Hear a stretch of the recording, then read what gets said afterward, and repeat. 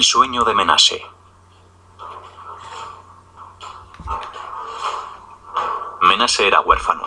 Vivía con su tío Mendel, un pobre vidriero que ni siquiera conseguía vestir y alimentar adecuadamente a sus propios hijos. Menashe ya había terminado el Heder, y después de las vacaciones de otoño entraría como aprendiz con un encuadernador. Menashe fue siempre un niño curioso.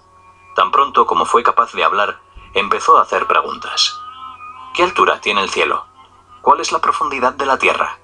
¿Qué hay más allá del extremo del mundo? ¿Por qué nace la gente? ¿Por qué muere? Era un día de verano, cálido y húmedo. Sobre el pueblo flotaba un resplandor dorado.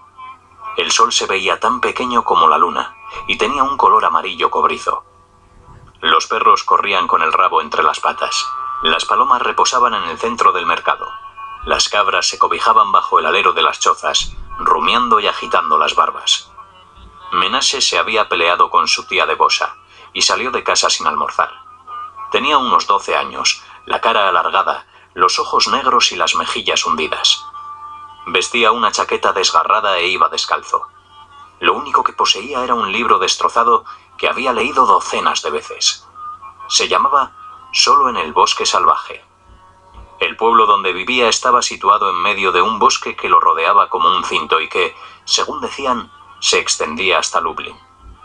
Era época de moras y también, aquí y allá, se podían encontrar fresas silvestres. Menashe se abrió camino entre los pastizales y los campos de trigo. Como tenía hambre, arrancó una espiga de trigo para comerse los granos. En las praderas había vacas echadas, tan acaloradas que ni siquiera agitaban sus colas para ahuyentar las moscas. 2 caballos, la cabeza de uno junto al anca del otro, estaban sumidos en sus pensamientos equinos. En un campo plantado de alforfón, el chico se sorprendió de ver un cuervo posado en el sombrero roto de un espantapájaros. Al adentrarse en el bosque, Menashe sintió que estaba más fresco. Los pinos se levantaban rectos como pilares, y de sus cortezas parduzcas colgaban collares dorados, y la luz del sol brillaba a través de las agujas. Se oían cucos y pájaros carpinteros, y un pájaro oculto no dejaba de repetir el mismo misterioso trino. Menashe pisaba cuidadosamente el musgo almohadillado. Cruzó un arroyuelo poco profundo que corría alegremente sobre guijarros y piedras. El bosque estaba tranquilo, pero lleno de voces y ecos. Fue adentrándose más y más en el bosque. Por lo general señalaba el camino con piedras, pero ese día no. Se sentía solo, le dolía la cabeza y sentía debilidad en las rodillas. Me estoy poniendo malo, pensó. Tal vez voy a morir. Entonces no tardaré en reunirme con mamá y papá.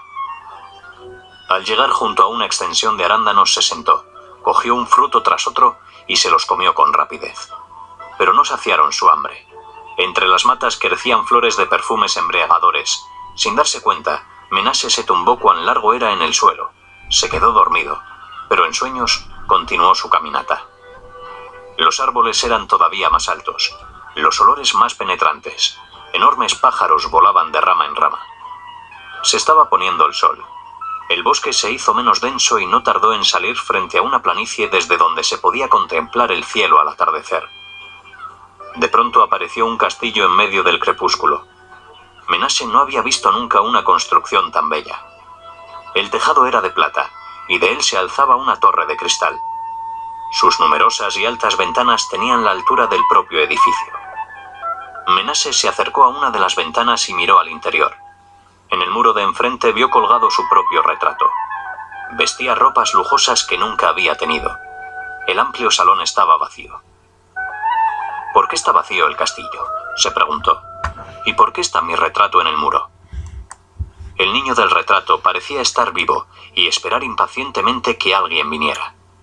Entonces se abrieron unas puertas donde antes no las había y entraron unos hombres y mujeres al salón. Iban vestidos de raso blanco, y las mujeres llevaban joyas y los libros de oraciones de las festividades, con las cubiertas grabadas en oro. Menashe observaba asombrado. Reconoció a su padre, a su madre, a sus abuelos y abuelas y a otros familiares. Quería correr hacia ellos, abrazarlos y besarlos, pero se interponía el cristal de la ventana. Se echó a llorar. Su abuelo paterno, Tobías, el escriba, Se separó del grupo y se acercó a la ventana. La barba del anciano era tan blanca como su larga túnica. Parecía viejo y joven a la vez. ¿Por qué lloras?, preguntó. Pese al cristal que los separaba, Menase lo oyó con claridad. ¿Eres mi abuelo Tobías? Sí, mi niño. Soy tu abuelo. ¿De quién es este castillo? De todos nosotros. ¿Mío también? Desde luego, de toda la familia. Abuelo, déjame entrar, pidió Menase. Quiero hablar con papá y mamá. Su abuelo lo miró tiernamente y dijo: un día vendrás a vivir aquí con nosotros, pero no ha llegado el momento todavía. ¿Cuánto tendré que esperar? Es un secreto. Tendrán que pasar muchos años. Abuelo, no quiero esperar tanto. Tengo hambre y sed, y estoy cansado. Por favor, déjame entrar. Echo de menos a mamá y a papá, y a ti y a la abuela. Mi querido niño, nosotros lo sabemos todo. Pensamos en ti y te queremos. Todos esperamos el momento en que estemos juntos, pero debes tener paciencia. Tienes un largo camino que recorrer antes de llegar aquí para quedarte. Por favor, déjame entrar solo unos minutos. El abuelo Tobías se apartó de la ventana y se reunió con otros miembros de la familia. Al regresar dijo: puedes entrar, pero solo unos momentos. Te mostraremos el castillo y te enseñaremos algunos de nuestros tesoros, pero luego tendrás que irte. Se abrió una puerta y Menase entró. Tan pronto como traspasó el umbral, su hambre y su cansancio desaparecieron. Abrazó a sus padres, y estos lo besaron y lo abrazaron, pero no dijeron ni una palabra. Se sintió extrañamente liviano. Iba flotando y su familia también flotaba con él. Su abuelo abría una puerta tras otra y el asombro de Menase crecía cada vez más. Una habitación estaba llena de perchas con ropa de niño, pantalones, chaquetas, camisas, abrigos. Menase se dio cuenta de que era la ropa que había vestido desde que tenía memoria. También reconoció sus zapatos, calcetines, gorras y pijamas. Se abrió una segunda puerta y vio todos los juguetes que había tenido a lo largo de su vida. Los soldaditos de plomo que le había comprado su padre, el payaso saltarín que le trajo su madre de la feria de Lublin, los silbatos y armónicas, el osito que le había regalado su abuelo en Purim, y el caballito de madera que fue el regalo de la abuela Sprintze cuando cumplió 6 años. Los cuadernos en los que había hecho ejercicios de escritura, sus lápices y la Biblia estaban sobre una mesa. La Biblia estaba abierta por la primera página, con el consabido grabado de Moisés sosteniendo las tablas sagradas y Aarón con su túnica sacerdotal, ambos enmarcados por una fila de ángeles con 6 alas. Vio su nombre en el espacio destinado a ello. Menase casi no pudo soportar su asombro cuando se abrió una tercera puerta. El cuarto estaba lleno de burbujas de jabón. No estallaban como hacen las burbujas, sino que flotaban tranquilamente, reflejando los colores del arco iris. Algunas de ellas reflejaban jardines, castillos, ríos, molinos de viento y muchos otros paisajes. Menase se dio cuenta de que eran las burbujas que solía soplar con su cañita favorita. Ahora parecían tener vida propia. Se abrió una cuarta puerta. Menase entró a una habitación donde no había nadie. Sin embargo, estaba impregnada de los sonidos de conversaciones alegres, canciones y risas. Menase oyó su propia voz y las canciones que solía cantar cuando vivía en casa con sus padres. También oyó las voces de sus antiguos compañeros de juegos, algunos de los cuales ya había olvidado hacía mucho. La quinta puerta conducía a una gran sala. La ocupaban los personajes de los cuentos que sus padres le habían contado a la hora de irse a la cama, y también los héroes y las heroínas de Solo en el bosque salvaje. Todos estaban allí. David el guerrero y la princesa etíope que David salvó del cautiverio. El asaltante de caminos Bandurek, que robaba a los ricos para dárselo a los pobres. Belicán, el gigante, que tenía un ojo en medio de la frente y que llevaba un abeto como cayado en la mano derecha y una serpiente en la izquierda. El enano Pitzeles, que arrastraba las barbas por el suelo y que era el bufón del terrible rey Merodach. Y el mago de 2 cabezas, Melquisedec, quien con sus brujerías atraía doncellas inocentes a los desiertos de Sodoma y Gomorra. Menase apenas tuvo tiempo de reconocer a todos, cuando se abrió una sexta puerta.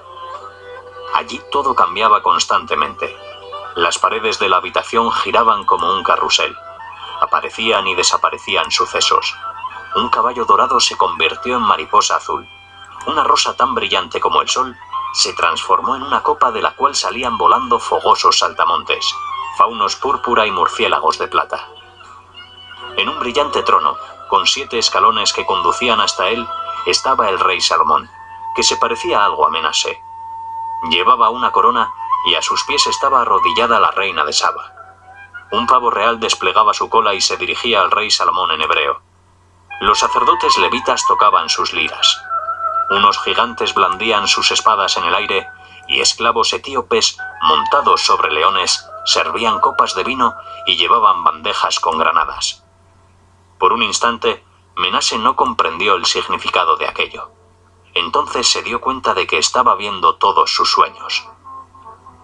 Al otro lado de la 7ª puerta, Menashe divisó hombres y mujeres, animales y muchas otras cosas completamente extrañas para él.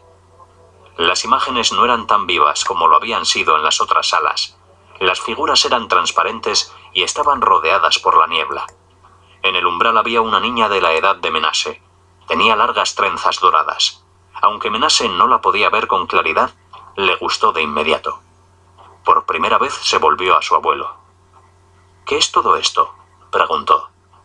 Y su abuelo respondió: «Son las personas y acontecimientos de tu futuro». «¿Dónde estoy?», preguntó Menashe. «Estás en un castillo que tiene muchos nombres. Nos gusta llamarlo el lugar donde nada se pierde. Aquí hay muchas otras maravillas, pero ha llegado la hora de que te vayas».